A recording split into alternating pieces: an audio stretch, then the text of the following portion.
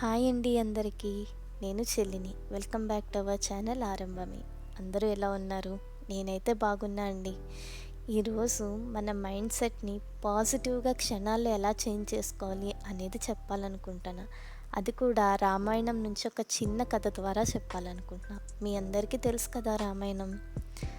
So, మన రాముడండి సీతని రావణుడి నుండి కాపాడడానికి పాపం చాలానే కష్టాలు పడ్డాడు. చాలానే బాధలు పడ్డాడండి.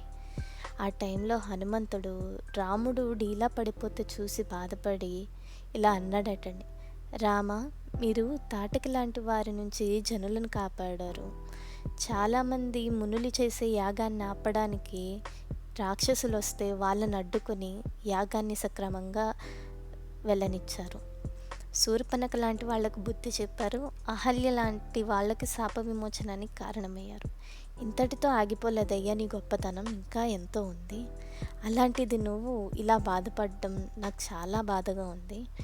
ఇన్ని చేసిన మీకు ఇవి చాలా ఈజీ, అంటే చాలా చిన్నవి అని ఆయన చేసినవి ఆయనకి గుర్తు చేసి మళ్ళీ ధైర్యాన్ని ఇచ్చారండి ఆంజనేయ.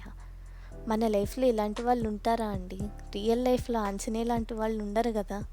అందుకని మనం ఏం వర్క్ చేసినా దాని ముందు డౌట్ ఉంటే మనం సాధించినవి గుర్తు చేసుకుంటే మన మైండ్ పాజిటివ్ వైపుతో సెట్ అయిపోతుందండి.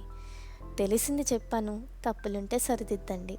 లాంగ్ వీడియోలో ఇంకొక మంచి కథ చెప్పా, డిస్క్రిప్షన్లో లింక్ క్లిక్ చేసి చూసేయండి. Stay happy and stay healthy. ఉంటా మరి.